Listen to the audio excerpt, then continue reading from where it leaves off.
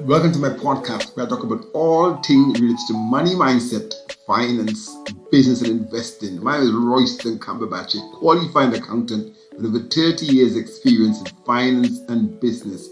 Coming from a very humble background, I have continuously challenged the assumptions and the expectations of what I'm capable of achieving for myself and others. Over the years, I've helped hundreds of entrepreneurs to decipher finance and to make more money and to run highly successful businesses. On this podcast, I will share with you tips, strategies, techniques, and tools that you can use to make more money, manage money better, and to maximize your success. All right, here we go again. We got a very special episode, as we always do, of the Financial Intelligence Mindset podcast for you. We got a guest all the way from North Carolina, Remisha Jones. She's a specialist in finance and she also a social worker, and she's gonna be sharing some gems with us today. So Remisha, welcome to the podcast. And look, I just want to say it's so great to have you. We've been talking on Instagram and we've been connected, and now you are here. So welcome. Thank you, Royce, and thank you so much for having me on your podcast today. I'm Great, excited to great, be here. great. So look. So before we just to get started, I want you to talk about your backstory in terms of just tell us how did you get involved in finance? Maybe any kind of financial stories you want to share with us in terms of just something insightful about yourself that maybe people listening will never have heard before. Absolutely. Well, I'm the youngest of four kids. My daddy was a farmer, and he was the sole provider in the family. So how it all started is watching my dad and his journey, living in rural Georgia in a small town. He had to work very hard, to prepare and take care of all the kids, being myself, at a young age. We had a lot of struggles, financially, relying on the welfare system, some, not solely. But it was a struggle in some ways. So seeing that struggle, even as an adult, I said, I don't want to live in poverty for the rest of my life.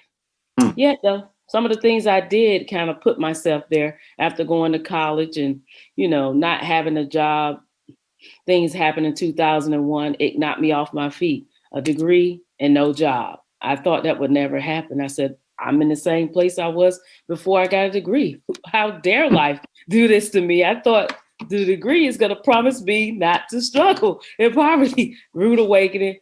Fast forward. Be honest with you, a lot of things happened. My credit was ruined during that time, 2001, because I was unemployed for almost 2 years because the World Trade Center and all those issues, 9/11 happened, so no one was hired. So going through that struggle and a number of things that really helped shape my life and look a lot at finances, making decisions and saying, I do not want to do this. I have got to have more than one job. And that's when the mindset of multiple streams of income, because this could happen again. So I became obsessed with making sure I had more than enough money. And lo and behold, to be honest with you, it happened again in 2006 when I graduated from grad school. I said, no, I don't have a job again, but it's Oh my not going to God. happen. I was like, how did I get back here again? I don't believe this. Master's degree, undergraduate degree, no money, decided to stay here instead of going home this time. So I think that was a good decision for me, just sucking it out. Finally got unemployed through mental health. Ended up being in mental health. Wasn't what I wanted to do, but started working there. Then about a year, I saw that I wasn't making enough money still. I said, I'm working to just pay my bills. This does not feel good either. What can I do different? So friends and people put me on to different things I could do in North Carolina, mental health, increasing my income, multiple streams of income. I started doing it, making money, and it felt better. But during that transition, I had ruined my credit. For 3 little months of being unemployed, my credit score dropped again at least 300 points. So I had to get out of that hole again, that financial struggling hole. And it was just a repeat cycle for me because I felt like I didn't learn from the last time, even though no one asked to be unemployed. So those number of things start to shape me. And then my mindset once again started to shift. Multiple streams of income. I started paying off bills, but I kept running up my credit cards, kept making bad decisions until I got to the point I said, I don't want to live like this. this doesn't make any sense. I want to be free and Roller I don't coaster, want right? to. I say you like had a roller coaster financial journey. Absolutely. I was like, oh my God, I can't live like this. I want a house. I'm living in an apartment. I'm paying just as much as I can for a house. So the light bulb went off and said, well, you're going to have to make some sacrifices. You need to make some changes. And I was in and had at least $30,000 worth of debt in 2012 before Wow. I wanted to buy a house. I said, how can I do this? Really, I can't buy a house now because of my debt. Here we go again. I was like, goodness, I just keep following these issues with the business, working probably 3 jobs. Money wasn't my issue. I had money in the bank, had money saved. Credit cards were all up to date. But I still owed a lot of money for my Yeah, net building of it. worth. Yeah, I said, oh my God, I'm in the hole. They're telling me the same thing. So I took all my money that I had with my business and continued to use my multiple streams of income. That's what really helped me. So it wasn't a struggle this time. I just used all the businesses I were doing to pay off all of my debt. And I said, no more. I really cannot do this again. Was able to purchase my house in 2014, and I have not went back to that same level of thinking. No more credit cards being used, only 2 for emergencies, and I did away with like the other 12 credit cards that I had. But 12 you said. Hmm? How much? It was like 12 other credit cards. Wow, wow, wow, Remisha, that's like a wow, that's a journey and a half. Lots of things can dig into. So first of all, right, if you look back on yourself, what would you have done differently in terms of like you couple times you said that, you got your degree, then you got your master's, then you had no job, right? I mean, Mhm. if you had to do it all over again, how would you go about, say, educating yourself and then looking for a job? Um, What would you yes. do different that think that would make sure you had a job out of say university? Um, I think there was no guarantee. College didn't guarantee a job. And I don't think I was really realizing that until my later years. I wish I had the drive that I have now to really have created that wealth when I was younger, already having a business after I graduated from undergrad. I mean, I was selling clothes, selling electronics, doing some entrepreneurship things, but I wasn't calling it entrepreneurship. But I wish I had multiple streams during that time. And I think my debt, but it wouldn't have been as bad. But I think it was a mindset thing. I was doing what I saw other family members do, just making it enough to survive. And I thought that's where Mhm. I was supposed to be. And I wasn't really looking into my future. I was looking at present day. So my new self, I would say, always plan for the future. What is your ultimate goal? And how I are you love going to it. get there? And what are you going to do to prevent this from happening? Because some things I could have done to prevent some of those things with debt. And my mindset just wasn't in the right place. It Yeah, it's wasn't. amazing, right? Because this show is called the financial intelligence mindset, right? So one Mm-hmm. reason I call it that because for me, mindset is actually like 80% of it. Mm-hmm. And effectively, when it comes to money and managing money, I think you have to have the right mindset, the right Absolutely. attitude, the right behaviors, the right belief system around money. Absolutely. So, what I'm gonna ask you, right, the way you operated with money, well, I mean, can you talk to us about, let's say, your financial mindset, how that might have been shaped from a younger age? I mean, what is it that made you sort of, I don't know, you said that you had 12 credit cards, you were never in debt. I don't even know what you bought with the money, but what is it that you think might have helped you to take that kind of approach, that with money, that either risky approach or just thought like, yeah, I'm just gonna go and use money without actually having the discipline around money. I mean, yeah. Just talk to us about that. I think because no one in my family really talked to me about the importance of money. They talked to me about the importance of credit, but they didn't really explain to me how credit cards really could impact it. I just knew if I was in trouble or if I didn't have enough money, I wanted to save money. A great way I thought to get out of using all of my money for the emergency was to use my credit card. But that wasn't a good idea. The interest Yeah, rate, that wasn't, taking out small loans. The interest rates was crazy. Like I was doing very impulsive things because I was young. And I thought, oh, I have time. I'm not worried about that. I'm going to have a good job. I'll be able to pay the minimum payment. So as long as I'm making a minimum payment, it won't hurt my credit. It won't, but it was also hurting my debt to income ratio. So even if I wanted to buy a house when I was young, I wasn't going to be able to. Yeah. Anyway, so it was just the right now moment. I wanted everything right now until I realized that I really was going to have to sacrifice spoiling myself of things I didn't have in my childhood. So I was trying to make up for things that I knew I wanted my childhood. I was never able to get. And oh, I'm gonna do this now. Now I have money. I could treat myself to this. I could go to the restaurant. I could do this. I could do that. I could buy whatever I want to buy. And that's not it. It's discipline. You have to discipline Emotion. And yourself. it's amazing, right? Because I read a lot of books and stuff. I study a lot of different people. And a lot of people says, right, that wealth is a matter of the mindset, yes, but it's also a matter of controlling your emotions. I think the Mm-hmm. more you can manage your emotions, Mm-hmm. i.e., for example, are you happier spending than you are Mm-hmm. happier saving? Wow. Because if you are happier spending, then it's not a good place to be. You understand what I'm saying? So but if you are happier sort of saving and investing, that's a much, much better place to be. And some people are just reckless spenders. Yeah. So Yeah. interesting to talk about the credit cards. And I want to ask you this because I've got someone who have just signed up for my program or my mentoring. I was talking to her in a week, and she says that she's just living off of her credit cards right now. And Wow. I actually asked her how is she going to pay for the program, my coaching, and she says, "Well, I just use another one of these credit cards I have here." And she's amazing, right? Of course, Yeah. I'm going to help her to get off debt, but she's just using her credit cards Mm-hmm. to live, right? And don't Wow. get me wrong, I have actually leveraged debt to build wealth. But when it Mm-hmm. comes to things like using credit cards, etc., if you someone is listening to this show and they're young, they're 20 years, 18 years, Mm. can you give them some advice as to how they should approach using credit cards and managing credit cards? Absolutely. I will say, and I have four words I always keep in front of me. We can talk about these later. That's on my thing to keep me focused, and I use in my sessions as well with clients.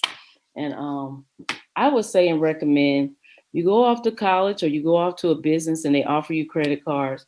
Why do you really need it? I would say Hmm. one or two major credit cards for emergencies and for possibly for your monthly bills. One that yields you rewards like 1.5% to 3%. That way, that money that you receive back, you can utilize those rewards for other things to pay off your credit card or for other things you may need, like laundry, your basic needs. That's what I've used it for. But if you can afford to pay for it, why use a credit card? And if you Yeah. can't afford to pay for it, then have that as a backup plan, but don't utilize it as your sole purpose. Find another source of income because that's what I did for years. And it put me in a place where it seemed like forever to overcome it. Say no, no, no, no, no, unless you really need it and save one for emergencies. I think all people should have one or two, and depending Of on the course. amount too, for emergencies. Like I even forget that I have the credit card, which is a blessing. Sometimes Yeah. I have to use it just to keep it active. I don't utilize the credit card like it's a debit card because I remember where I was years ago, swiping, swiping, swiping, and you losing track of what you're spending and how much you owe and paying only the minimum amount. You would never get out of debt paying the minimum amount. They make more money off of you just paying the minimum amount.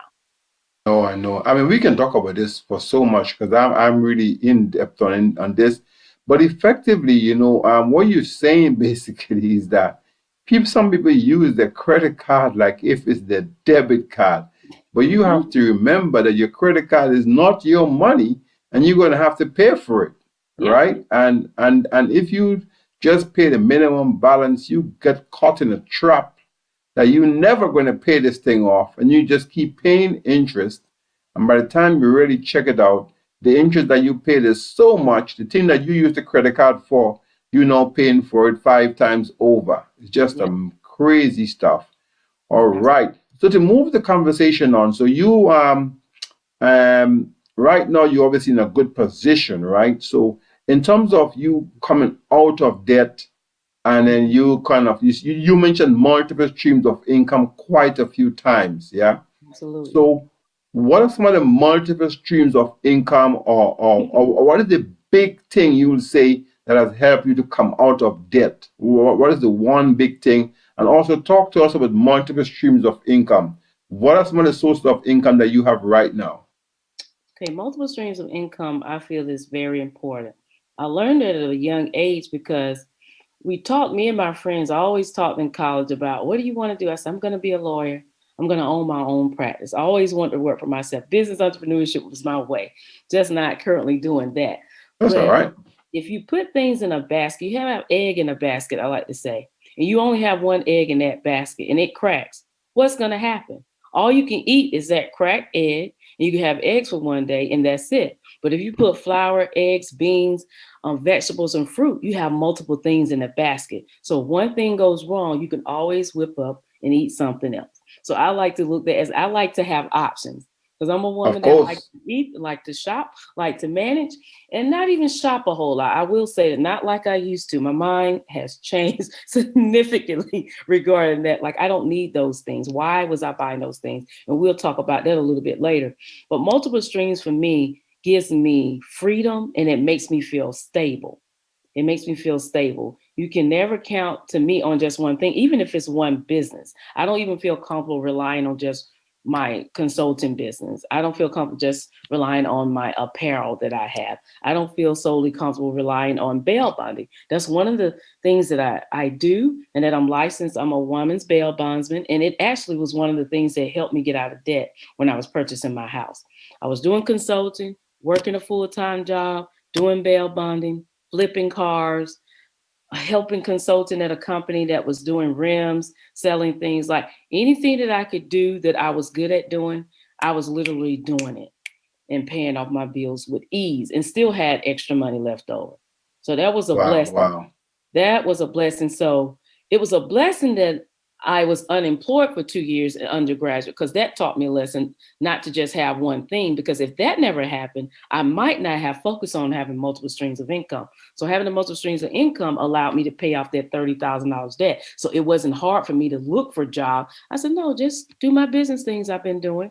Let me continue doing this. Let me increase on that. Let me do more bonds. And it flowed easily. But it's been a blessing. Yeah, yeah. So what you, yeah, and that's true, because I think sometimes when you hit rock bottom, it just makes you take a kind of take stock of yourself, right? And Yeah. just think, man, I don't want to stay here. I mean, you mentioned in the outset that you came from a very, very humble background. You came from a, kind of a, yeah, poor background, poverty, and you Mhm. said that you don't want to stay there, right? I think that my story is quite similar. I came from a very, very, very poor family, and I don't like this. I don't want to stay there. I mean, I grew up and I watched how other people were living. We weren't living like that, but that made me kind of think I don't ever want me or my kids to live like that. I think with your case, I think once you kind of ended up in the debt, you decided that you want to pull yourself out of that debt, and then you, as you said, had the multiple streams of income. So you mentioned a couple of streams. I mean, I would just like you to go through them. You said like you do bail bond, you do social work, you do apparel, you have apparel line, you have quite a few things. So can you tell us about some of the things that you actually do to make money now? Absolutely. Like the bail bonding industry, when someone calls me, I have to bail them out of jail. They put up a fee. The insurance company gets paid, and I keep the rest. It's a very lucrative business. It can be very dangerous too, I can say. But thank God I've been blessed and been covered, and I also have a great team of people that I work with my general manager. We utilize the same private agency investigation to find people if the bond goes back. So I've Hmm. had really good response, and I would say I've been blessed over almost 13 years of doing it. I've had two or three that went completely bad, but I was saved by the bail. Spent a lot of money getting saved, but would you rather pay 3 or 5 thousand or pay 25,000? So you have to choose between the greater evils. Yeah. But really great business, and I'm still licensed. I don't do it as often as I did before because almost 6 years ago, I had a goal. I was doing it because I wanted to pay off bills and to purchase my house. That Yeah. goal was obtained to get out of debt. And now I don't really have to do it as much. I do take on calls, when needed, and it's good money. I'm motivated. I'm like, okay, I'll do a couple. But understand there's a lot of risk behind it, but it's not one of the main things I do. The other things that I do is consulting, the Positive Thoughts Consulting Group. That's in which I help other companies audit their charts, mental health, or some other construction businesses, local businesses just in general. If they need to hire individuals, human resources, have interviews done, they call me. I get on their team and make sure everything's taken care of. I've been contacted, like I said, by construction companies. They need 50 workers within 3 days. I gather those people, do some interviews, find a way, do ads, and get that, and I get paid for it. Sometimes it's So on a cool. Sourcing, yeah. absolutely. So I make sure that happens. Um, Also, my Money Matters workshop, which is something I'm very passionate about. I started doing that back in 2015. I became certified as a certified financial social worker because I'm already a social worker, a therapist. I do that during the week. I don't say 9 to 5. I have a flexible schedule. I see families, but I decided to focus on the financial piece of it as well. There's churches, there's individuals. I have some individual consults that I have helped as well manage their money, budgeting, and making better decisions. So I'm excited about those families that I serve.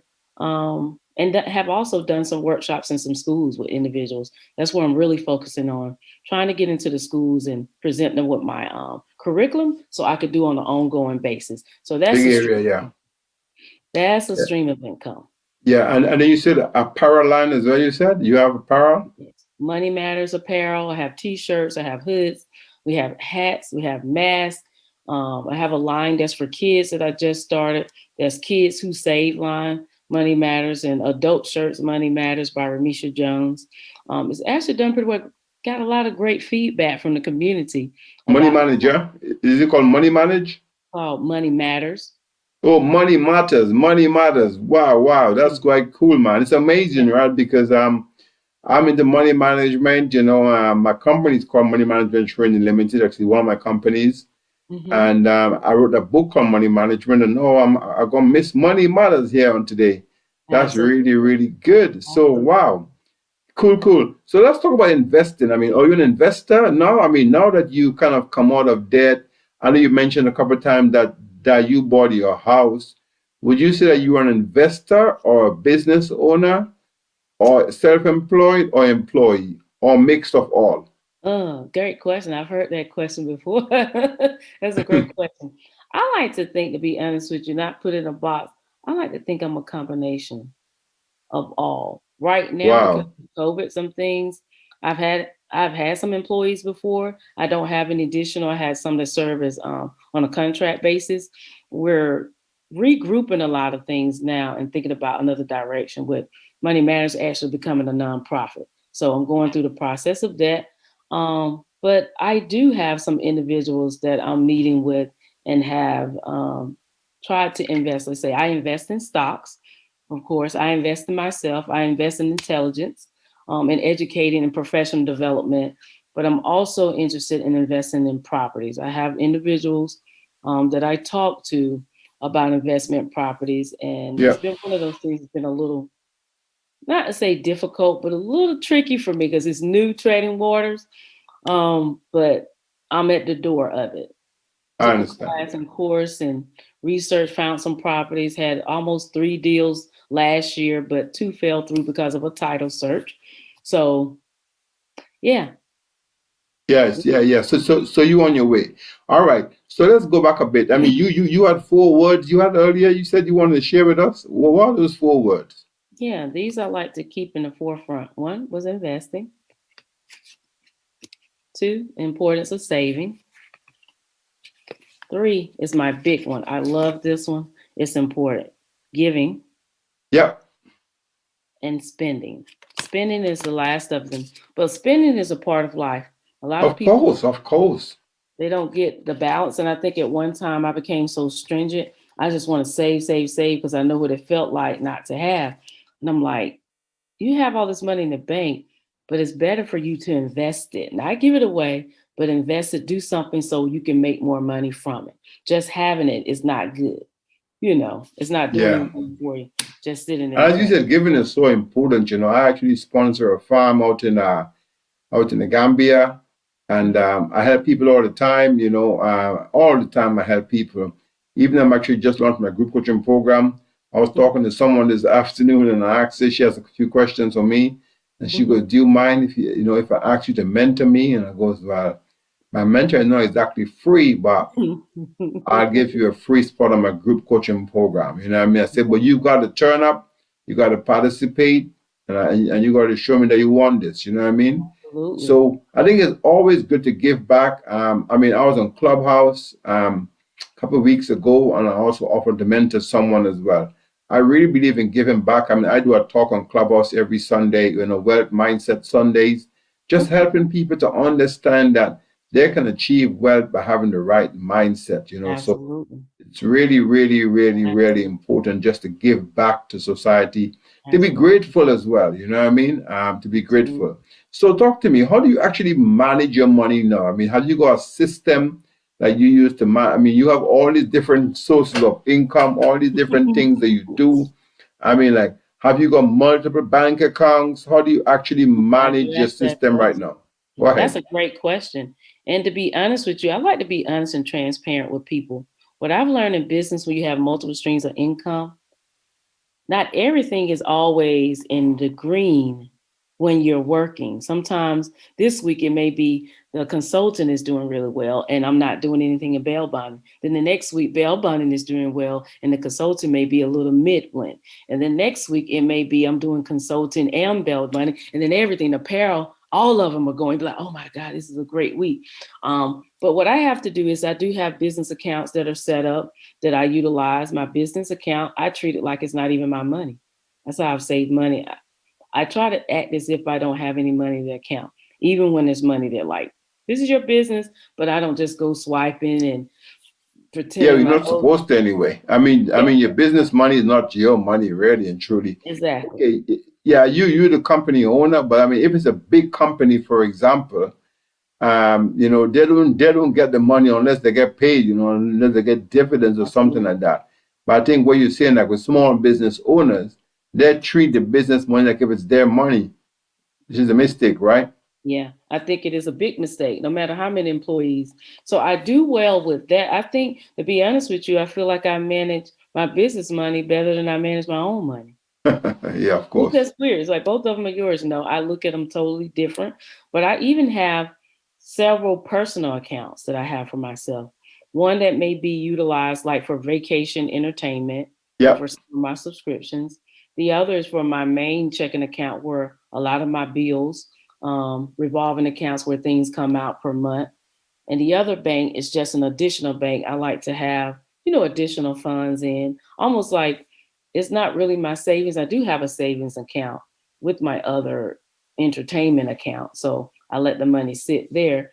But I manage it pretty well. I always look at my account I was looking at least 3 times a day. Now I've gotten better because I'm Wow. not going a lot because I like to see what's coming in, what's coming out, and making sure it's not being hacked and my Of spending and course. things like that. But I do have several bank accounts. One that I utilize, like if my parents have an emergency, I can send money to them and they send money to me. So I like to keep that separate from my other money.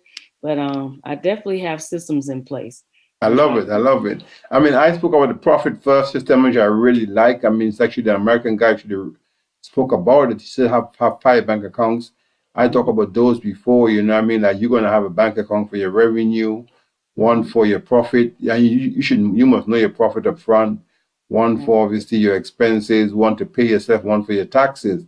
And I also believe but even before I actually heard of that system, I like the system that you said that you have multiple bank accounts because you want to have a separate bank account just for your holiday fund account. You want to absolutely. have one where you save for something coming up. You know what I Absolutely. mean? You want to have one, which I have one for my investment income. I do property, so any property income it comes into a particular one. And you have one Absolutely. for expenses. So I think you need at least 5 bank accounts Oh, just yeah. on a personal side anyway. Absolutely. You know what I mean? So, but most people don't actually realize that. They just put everything into one account and they don't really know what's going on. And it might sound complicated, but when you have money bank accounts, it's more streamlined because you know exactly what's going into what account, and then you actually go from there. Cool, cool. Yeah. So you mentioned that you obviously bought a house right now, and then you kind of dabbling into properties, or you're learning about properties. Is that correct? I'm learning more about properties. I bought my house, purchased it back in 2014. So it'll actually be, this is what, 21, 7 years this year. Well done. And thank you. And a lot has changed. I mean, I'm gonna be honest with you. My mindset completely started to shift. After buying a house, I said, look, it's you and only you. Who's gonna pay your bills? So all the shopping and things you did before, you never know what your household is gonna need. That's gonna have to stop, which I had stopped majority of that anyway. But subscriptions, unnecessary things, cable, shopping, halted, just a number of things. I prioritize the things that I really need, and I couldn't understand like the first year, in the first few months. I said, I can't believe this. How, if I'm making the same salary that I was making before, I seemed like I had almost double the amount of money per month. Wow. I said, something is happening. I said, this is a good feeling. I have a house paying light bill, all these other expenses, but I'm almost having double the amount that I had left over. It was like magic to me. So what happened? What happened? Because I mean, I agree. Because I always say to people, it's not how much money you make that matters, how much money you Mhm. keep. So Yeah. So what shifted in terms of you now having more money? Is it the house that was less or something like that? The house was really the same that I was paying for my apartment.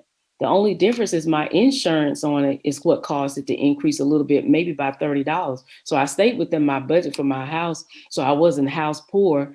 But I don't really know. It seemed like I started to save on my water bill. My cable bill was included with my rent, so I was paying more. My alarm system, that's more. I don't know where the extra funds, the cable, that was there. My cell phone bill, I had two cell phones, ended up eliminating one about 2 years, about 3 years after moving into my house. So it was just my mindset. I started cooking more, so that started saving me money.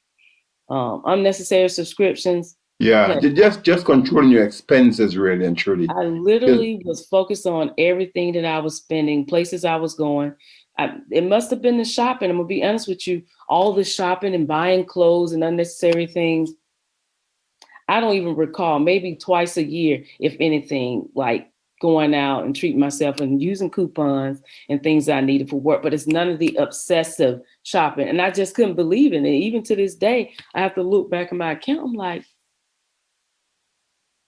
am I yeah, paying my bills? Like, yeah, you're paying your bills. You have money left over. And just because you have it doesn't mean you need to spend it, yeah. period. So basically, your priorities change once you have a house. Is that correct? Is that what you said? Absolutely. Absolutely. Amazing, Absolutely. amazing. I quite like it a lot. That's really, really, really good.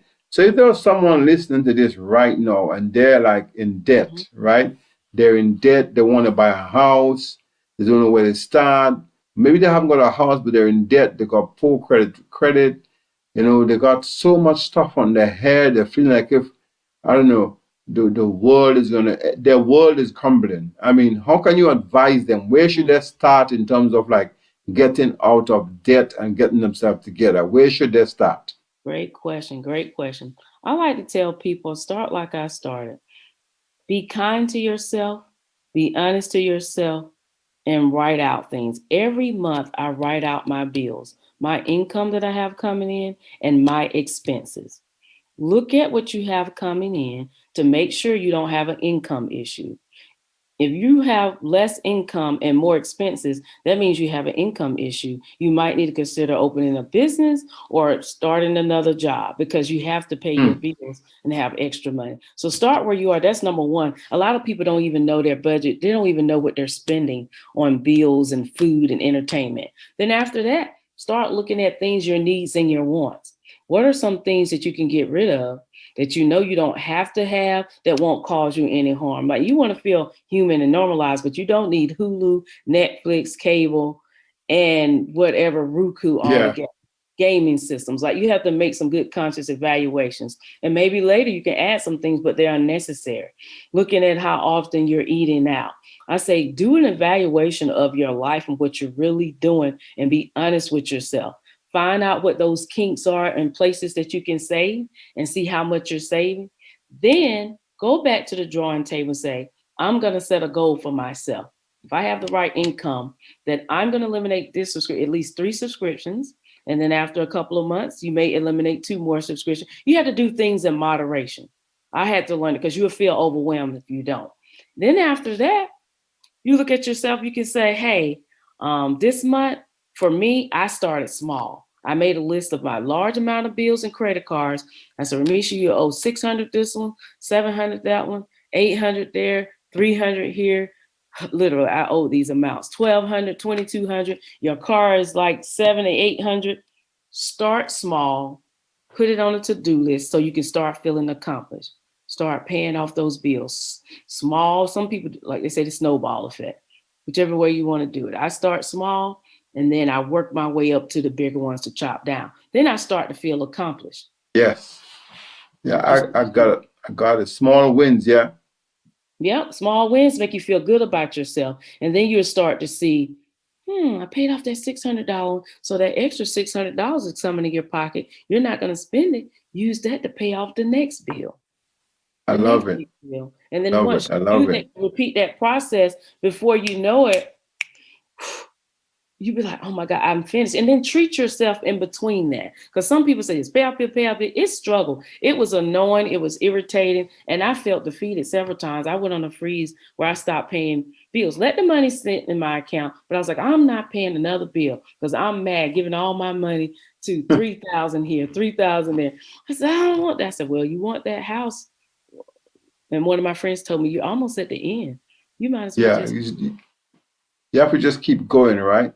You have to keep going. So treat yourself to a nice meal if you like a nice meal out, or what it is your favorite thing, not something an overwhelming amount, not a purse, not something tangible that's going to cost you a lot of money that you put towards a bill. But treat yourself for your small growth. Treat yourself for your small rewards so you can continue to grow. You need to feel like you're accomplished and then see it through. See the It's main very goal. true what you said, though. Many people don't even know their budget. They don't know how much they're spending on food.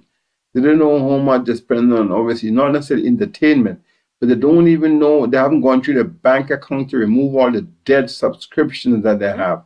They're Yeah. paying for things they don't even know that they're paying for because they Yeah. don't take the time to go through their bank account. It's really, really crazy that there are many people who are living out there right now who really are not on top of their finances. You know what I mean?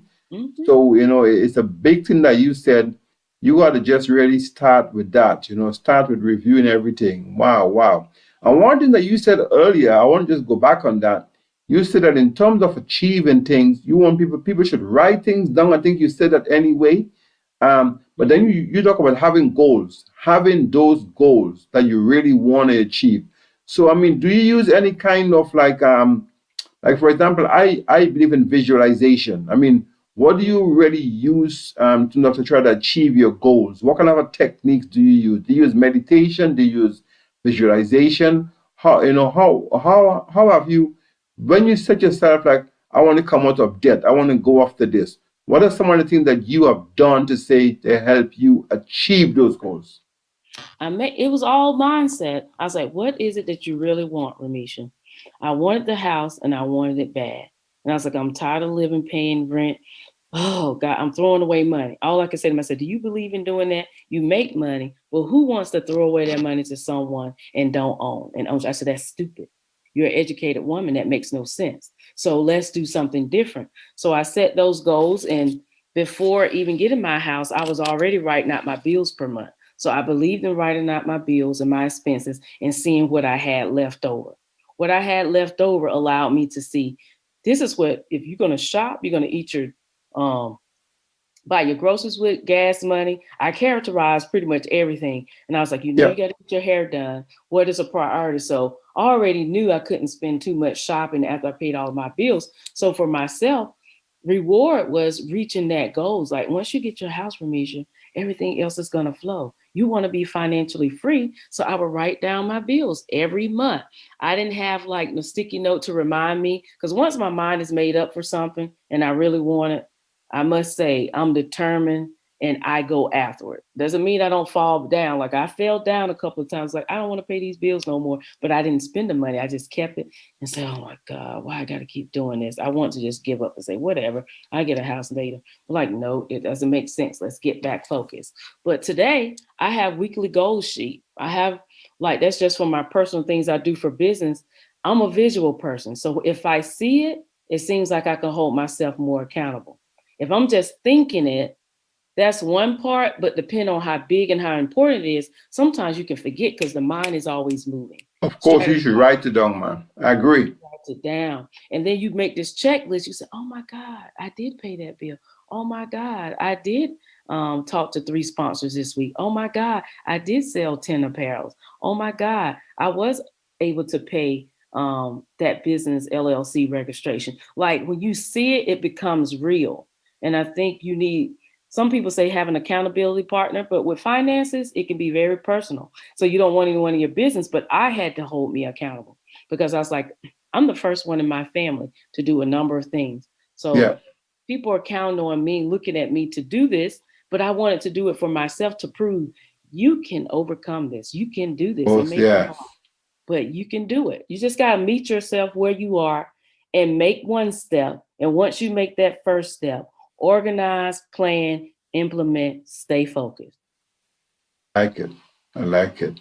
Yeah. Cool, cool, cool. So, Remisha, what does the term financial intelligence mean to you? Financial intelligence. That's a great one.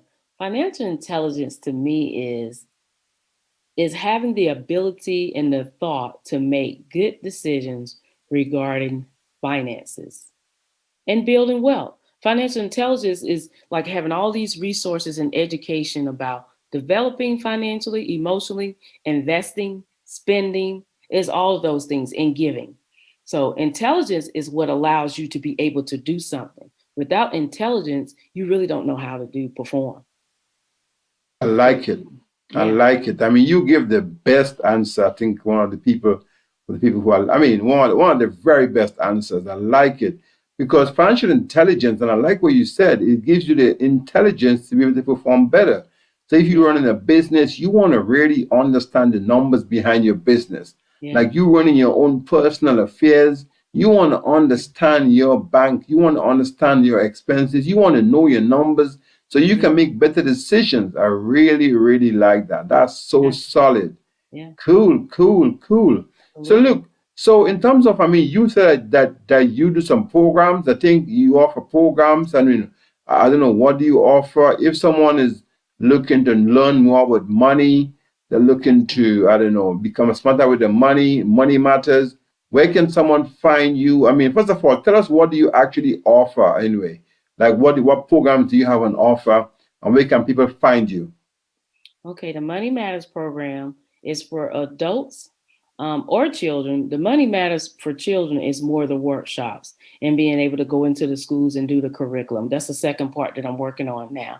But I'm able to perform workshops for children, educating them about money and finances at a young age. For adults, it's pretty much it's almost like the same thing, but it's on an adult level. Being Yeah. able to understand your relationship with money, your emotions and your feelings and how it drives your relationship with money and causes you to make decisions that you've made based upon what happened to you as a kid, based upon your family values, your culture, and things of that nature. So I help people, adults, that's what we just talked about, managing their budget, looking at your revenue, looking at your Yeah. income. What are your expenses? How to plan to eliminate debt? What is that going to look like? Helping them, assisting them to develop a plan, monitoring that plan, assessing that plan, helping them with credit and things of that nature, contacting the bureaus if needed, just in general, just having that discussion. And that's what we do pretty much in our program to make sure you have that. It really starts with the mindset, a changed mindset. I focus on mindset, to be honest with you, in the very beginning more than anything. That's what the financial social work piece is. The social work piece is the clinical emotional piece that deals with people's mind and finding out, why do you do what you do? Yeah. Why are you? We do similar things, you know. You're right. And it's amazing because I met you through Instagram and then you reached out to me and you said that we do similar things and it's so amazing.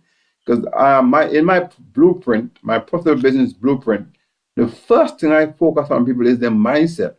Absolutely. Make sure you have the right mindset, the right motive. Absolutely. Absolutely. Understand why you do what you do, but also understand what do you need to do to achieve what you want to achieve. What are Absolutely. some of the behavioral shifts that you need to make? Absolutely. Absolutely. Because we can talk about planning and credit scores and budgets all day. But if a person is truly not ready, and I've had some clients that have liked that, and you're moving a little bit faster than they're ready to, and their mindset is just not quite there, they're really not going to make the significant progress. They haven't made that connection. They're still possibly going through denial. They're still attached to some of those feelings and those things. And they don't even know they're giving those things power and value over themselves and their finances. So a person has to have that mindset like, I never saw it from that perspective. I didn't understand that's why I was doing. I'm sick of the way this is making me feel. It's almost like having a sick stomach and you're trying to figure out why am I always sick on the stomach?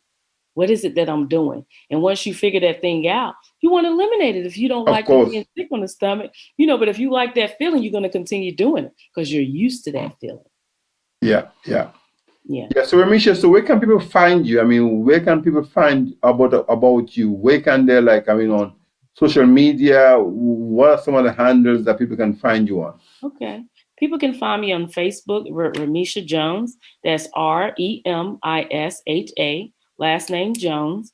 Um, I don't do a whole lot of talking about my programs on there. Facebook is more my family page, and I do need to do a business page. But Instagram, I have a page. It's Remisha J. That's Remishaj. I talk about my consulting. I talk about Hustle Hard Radio and finances, and I also have a website for Positive Thoughts. My program for Money Matters is www.positivethoughtspro.com. You will find information about consulting, the Money Matters program, if you need help with your agency, doing an audit and things of that nature. And if you want to be a guest on my show, talk to you more about finances, it's Hustle Hard Radio .live. Wow, wow, wow. That's so much, man. Cool, cool, cool. Look, Ramisha, you have dropped some gems here today. You give some really solid advice of how people can really go about, to save money, not just to save money, but to come out of debt. And that's really, really great. And you're a person who, I said, we do similar things. You out in America doing your thing, and I'm over here in the UK doing my thing. You know what I mean? And we just cross paths. And look, I really hope that some people who really wants help with their finances will also reach out to you as well, so you can actually Absolutely. help them. You know what I mean? And Absolutely. look, as we come to wrap this up now, I mean, it's just so great to have you. I mean, can you recommend, for people, say, I don't know, one good book or one, I don't know, good resource that people can look into that will really help them? And any good resource that has helped you? And the results that really have helped me. Um, Shonda Rhimes, the book of yes. Her book is The Year of Yes. That one book helped to shape my mindset.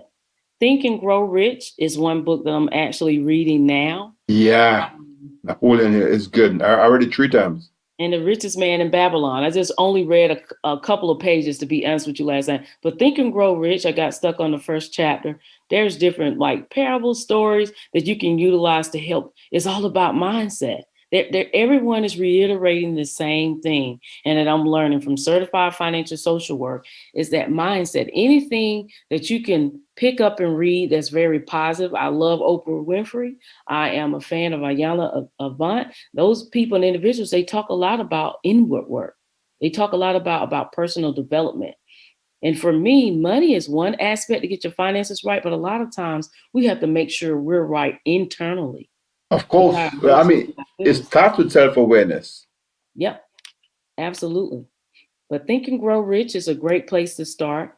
The Year of Yes with Shonda Rhimes. It'll help shape you and say, eliminate some of your fears.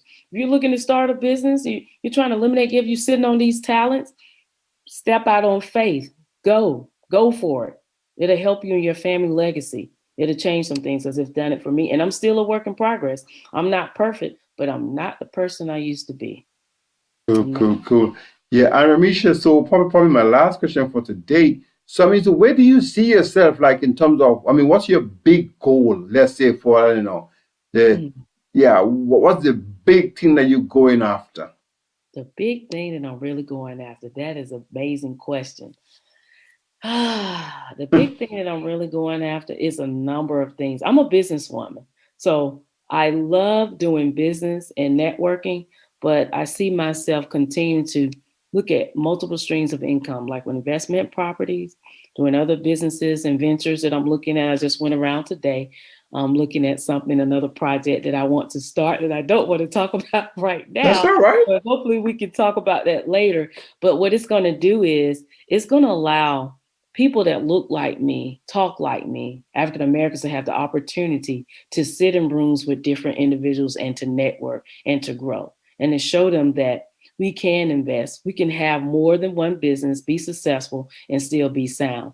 So my hope is continue to do business endeavors, continue to collaborate with others, to make sure little kids across the world and families that are in poor neighborhoods learn about financial literacy. I want them to be educated, empowered all across the world. Now, that's one of my biggest goals through my nonprofit is to make sure every Black family and minority that's living in poverty understand what a budget is, I have the like it. opportunity to save and to invest, even on a small scale. Robinhood, Webull, America Trade. I want them to know what those platforms are. So if you choose not to invest, it's on you, but I want you to invest because you don't have the education. So I want to make sure people across the world know something about finances so they can make better decisions. Love it. I love it. Wow. Wow. Remisha, well, look, it's been really great to have Yes, you on the show. I mean, you dropped some gems. As I said, I'm going to have to get you back on, sometime, when you make a few more millions or when you make a few millions, you can tell us more about that particular journey and the project absolutely. that you're about to launch. And I Absolutely. love what you said. Every person who is in poverty or who is poor should learn about budgeting. Something as simple as budgeting, Absolutely. planning your finances and controlling your finances, understanding your money, which is the real essence of this podcast. So look, I wouldn't keep you. We've been going for a while. This podcast has some really great substance. I'm Absolutely. going to be pushing it out on all my main channels. For anybody who is listening in, and heard Remisha, make sure you connect her. Connect her on, I think she says Instagram at Remisha J, I believe. Absolutely. Yeah, she's very active on Instagram and really connect with her. Remisha, it's been a heartful thank you for coming on, and it's been really, really great. And I want to wish you massive, massive success in all Thank the you. things that you are looking to do. So thank you very Absolutely. much. Same to you. Thank you very much, Morrison. I look forward to talking to you again in the future. Thank you very much for listening to my podcast. I hope you enjoyed the show. You can find out more about me by Googling my name, Royston Cumberbatch. I'm on all the social media, Facebook, Instagram, and LinkedIn. You can find me on YouTube as Roy Cumberbatch. And if you are listening on YouTube, please hit that subscribe button, or you can find me on my website at www.racmacs.com. That's RACMACS.com. It'd be great to hear from you, and do feel free to tell me about any topics you want me to cover on future episodes. Until next time, be good to yourself and others, keep positive, and reaching for your financial goals. Bye bye.